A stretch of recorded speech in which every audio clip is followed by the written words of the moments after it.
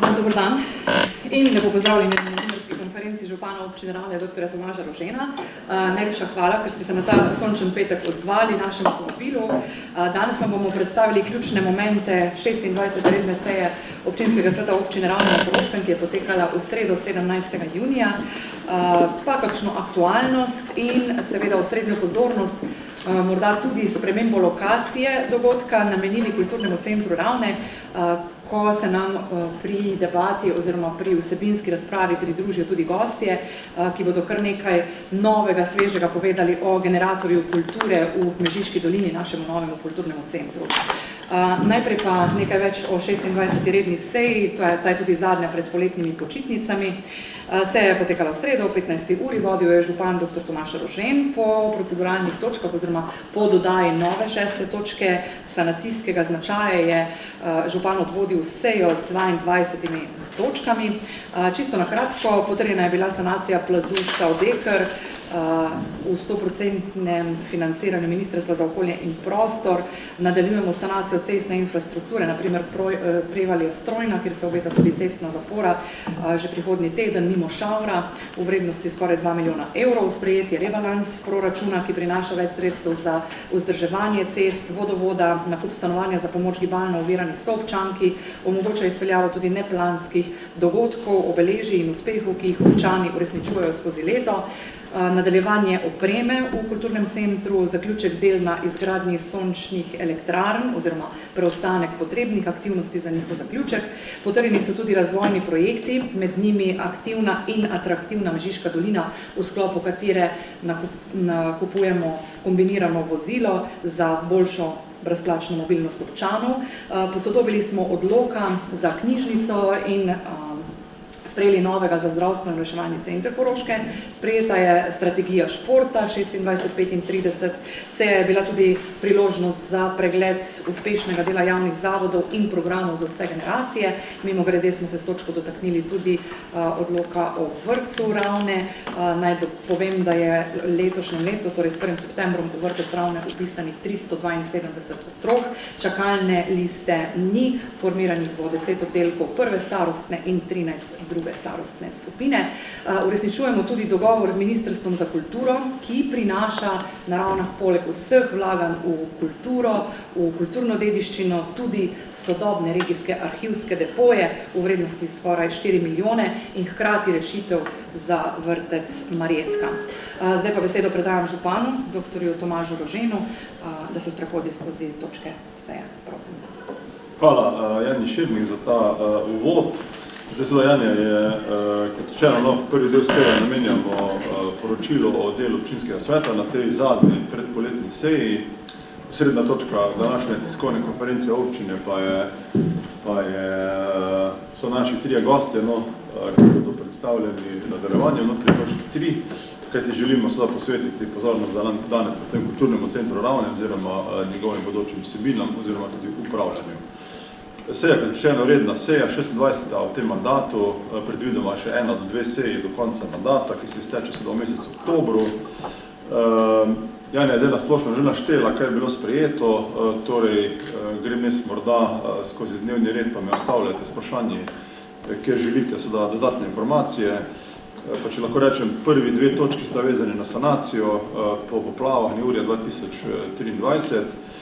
Smo sprejeli investicijsko dokumentacijo za pomembno cesto v smeri Prevalj v Strojno in pa za en dokaj zahteven plaz v višini 800 000 evrov tudi v Strojni. Te obe dve investicijski potezi torej financiramo skozi neurje 2023, kar pomeni, da vire prispeva Ministrstvo za naravne vire in prostor oziroma za Ministrstvo za okolje in prostor. Po novem zakonu o vladi se je ministrstvo imenovalo. Teda, kar se tiče sanacije, so svetniki imeli tudi drugače poročilo o sanacijah, kako poteka. Poteka nemoteno, bil je tudi sestanek ta teden pri gospodu Šeficu, državnemu sekretarju za obnovo po poplavah, pri kabinetu predsednika prejšnje vlade in sedanje vlade, gospod Zepič je damet vstal, in pa tudi razgovor z ministrico Moniko Kilbiš-Rojs, ministrico za lokalno samoupravo po novem, tako da te sanacije se ne bodo ustavljale, obljubljeno je, da se bomo morda celo poenostavile, ter da bomo lahko v takem obsegu, s tako hitrostjo občine Mežiške doline in Dravograd, ki smo bile prisotne, tudi še sanirane naprej pač to, kar je bilo v poplavah uničeno. To, kar se tega tiče, naslednja točka je bila nova vsebinska, torej DIP za naziv projekta Aktivna in atraktivna Mežiška dolina. Gre za projekt, ki ga financiramo preko LAS-a, lokalne akcijske skupine, celotna Mežiška dolina. Na Ravnah bomo kupili električni kombi oziroma vozilo za prevoz potnikov, za neredne linijske prevoze, izredne prevoze, ker bodo lahko svoje določene ciljne skupine od športnih klubov, obiskovalcev, določenih prireditev pač koristili to brezplačno prevozno sredstvo.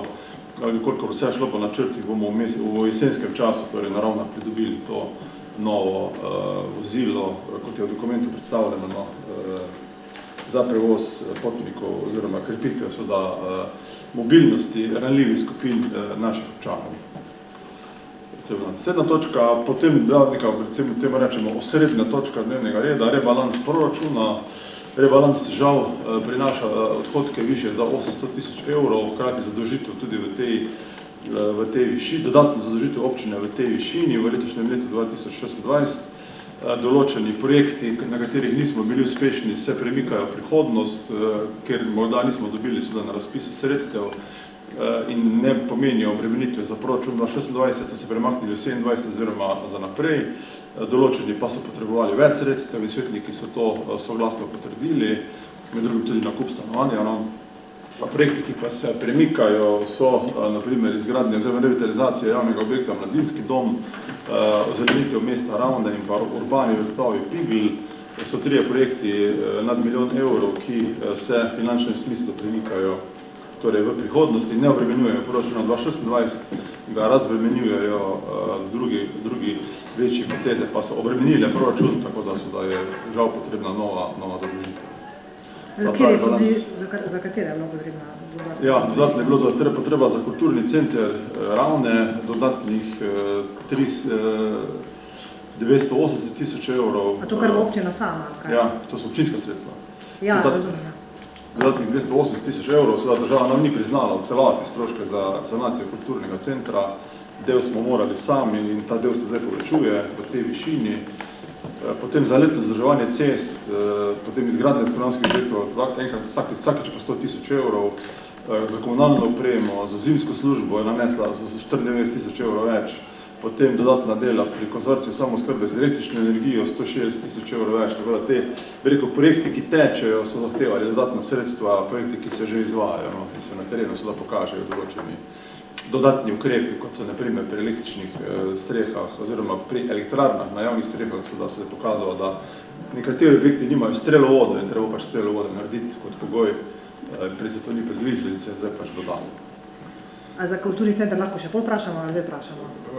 Zdaj, kar se tega rebalansa tiče, mogoče zdaj za kulturni center pa res padajo. Ja, katera dodatna dela oziroma kaj točno? Pri okolici niso bili vsi stroški priznani, delno gre za okolico, delno pa tudi za opremo samega kulturnega centra, nam država ni vsega priznala.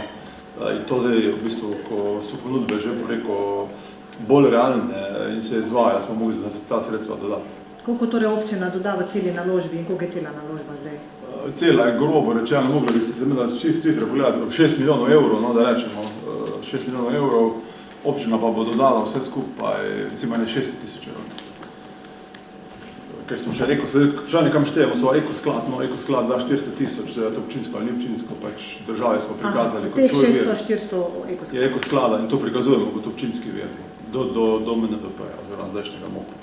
To je recimo grobo rečemo občina milijon, oni pa 5 milijonov. 6 je pa cela investicija. Se pravi 600 plus 400 ekosklada. Tako, to je občinski del, 5 milijonov je pa državni. Cela investicija je 5 722 599,50 evrov. Ampak verjetno, če za občina dodatno dala še, se verjetno malo povešu. Smo na 6 milijonov. Ja. Tako, točno. Okay. To je bilo to pri rebalansu. Potem smo imeli dva odloka, spremembe odloka o knjižnici in pa o zdravstvenem šolnem centru Koroške. Tu so bile bolj kot ne dopolnitve odlokov, uskladitve zakonodajo, nič veliko vsebinskih premikov v teh dveh naših javnih zavodih. Potem tudi ena formalnost glede graditve že obstoječih žičniških naprav za smučišče Rimski Vrelec oziroma ponovno se imenuje smučišče Kotlje. kjer se podaljšuje koncesija za torej žičniško napravo, ki podeljuje občina. Potem naslednja točka je bila bolj pomembna, to je strategija razvoja športa občine Javne Koroške 2026-2035. To je v bistvu en celovit dokument, ki je nastajal pravzaprav pod taktirko ZKŠ turneja. Nastaja več kot pol leta, mislim da, in so vsi deležniki, ki so področja športa, torej naredili analizo, kje smo naravno v smislu športne dejavnosti in športne infrastrukture in na osnovi tega so naredili tudi prioritetne smernice razvoja športa, tako glede izgradnje objektov, kot tudi samega financiranja športa. Lahko rečem, da pri objektih, ki so v glavni domeni občine, z veseljem ugotavljamo, da strategija detektira 10 prioritet, od tega na 8 prioritetah, od teh 10 že delamo, par smo jih že zaključili, tako da bom rekel, je ta strategija, ki je izdelal ZKŠ turnej skupaj z deležniki, v skladu z načrti občine, v skladu torej tudi s potrebami deležnikov, torej civilne družbe, športnih klubov, športne zveze. In z tega vidika lahko rečem, da je to dobro, da je to sinhronizirano. Hkrati pa se iz te analize strategije športa vidijo razmerja med primerljivimi občinami. Naravno je namreč dilema, ali graditi novo telovadnico osnovne šole Prežgovega Oranca, oziroma dodatno ali obnavljati staro. Iz tabele na strani 44 se vidi, da na Ravnah imamo 8500 kvadratov pokritih športnih površin, medtem ko sosednja večja občina ima teh pokritih objektov le 5000 kvadratov, torej 8500 proti 5000. Od zunanjih objektov pa imamo 112 000 kvadratnih metrov, sosednja večja občina pa 96 000. Teda v bistvu z vidika infrastrukture smo vodilna občina v Koroški regiji, z vidika velikosti in obsega.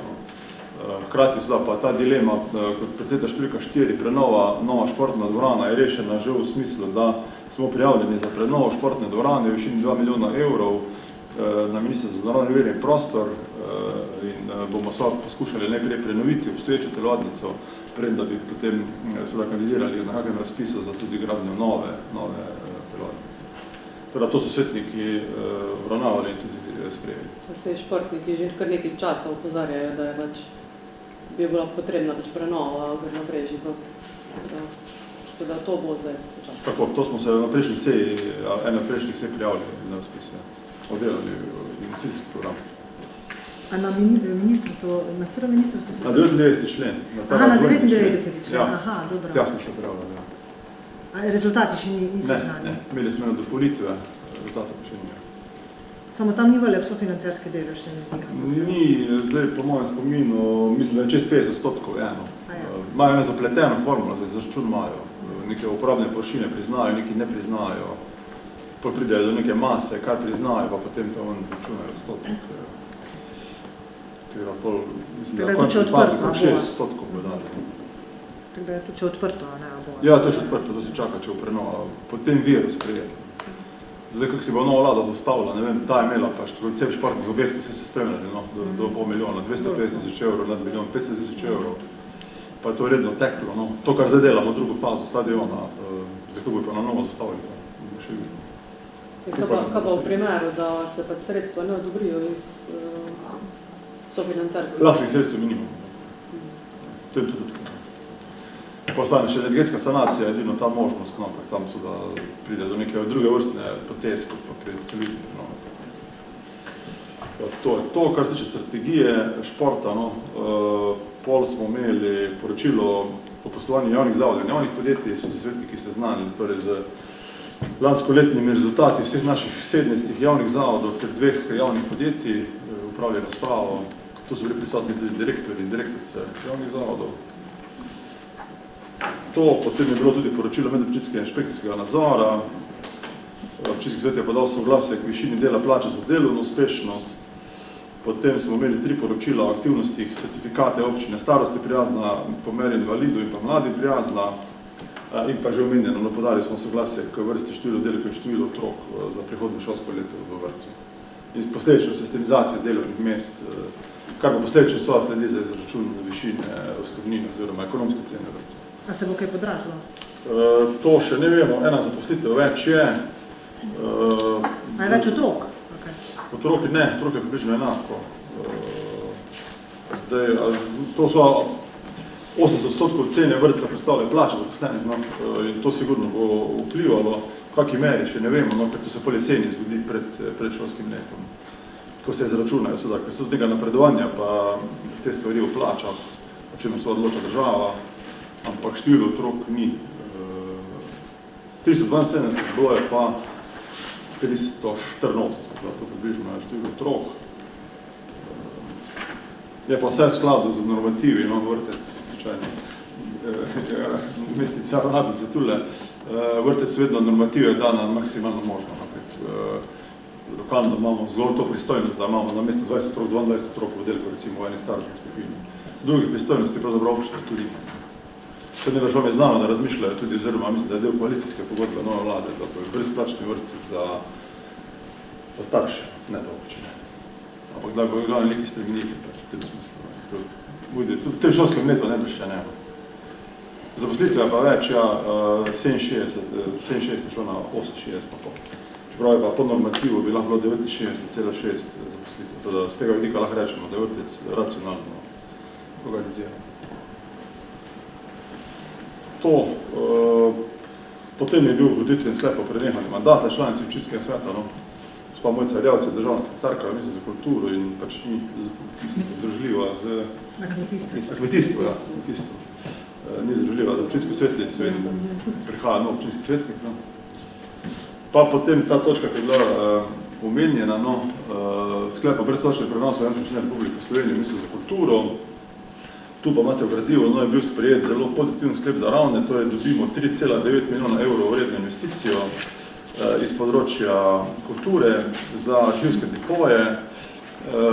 Država je to ne premislila, ta depo delati na območju Dobje vasi, torej med bencinsko črpalko MOL in pa trgovino Impos, vendar smo potem s pogovori in pa s našo ponudbo, no, da brezplačno prenesemo na državo vrtec, bivši vrtec Marjetka, uspeli državnega sekretarja gospoda Čelika prepričati, no, da je za novim dokumentu že stoji odločitev, da bodo prijeli v brezplačno lastno darilo državi vrtec, bivši vrtec Marjetka, ki smo ga že 3-4 poskušali prodati, pa ni šlo, in da bi tu zgradili v vrednosti 4 milijone evrov, torej bi si prenovili v obstoječo zgradbo, pa zgradili nov depo za na severni strani sedanjega vrtca Marjetka.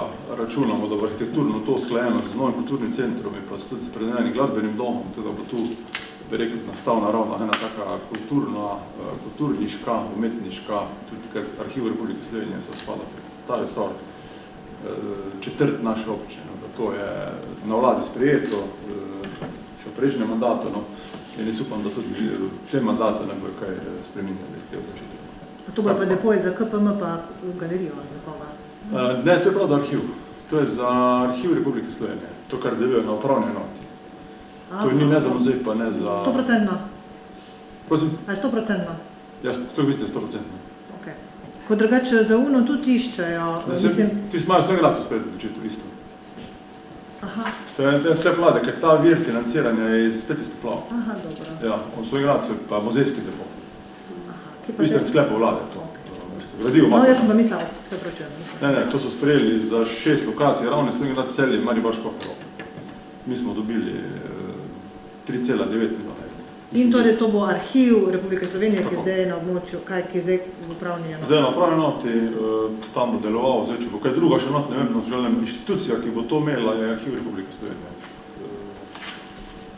To je zavod posebno. Tako da v bistvu, ker pač ni bilo nekega zanimanja za nakup tega starega vrtca Marjetka, je pol v bistvu občina, ko ste rekli, podarila, v zameno dobi pa v bistvu obnovo te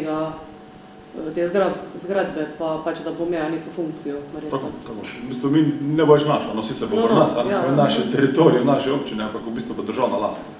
Pač občina ne rabi v bistvu pač karkoli vlagati v to, da se sanira zadeva, ker je tako. Ampak v proračunu ste pa verjetno predvidi prihodek iz naslova prodaje te stavbe, ki pa pač to ni bil. Ja, zato bi morali natančno gledati, če imamo to kot nepremičnine za leto 26, ja. V preteklosti smo, to je bila cena po 140 000 evrov. Torej, to je bil naš vložek, recimo. Bo naš vložek, če bi rekel, smo se odrekli, rekel, ni. da smo dobili 4 milijone evrov, kar pa tudi ni malo. Pa se kupnina je bila dejansko zelo pač ugodna za kvadraturo, kakršno ima. Ja, seveda je objekt je spomeniško varstveno oziroma zaščiten kot enotna številka dediščine, EŠD in zato je bila nezanimivo, da bi kdo stanovanja pa karkoli naredili. Kaj pa bo še s tistimi prebivalci oziroma stanovalci, ki so še trenutno v Marjetki? Ja, se to je ena etažna lastnina, en občan ima tu pač stanovanje in on je uskladil, on je že podpisal vse dokumente, ki so potrebni, da se to obnovi. Ta občan nikoli ni nasprotoval, kakšenkoli načrt smo imeli, ker smo se že prijavljali parkrat za Marjetko, da obnovimo. Seveda to je z njim sklenjeno. A on bo torej ostal? Aha. Ja, on ostaja lastnik.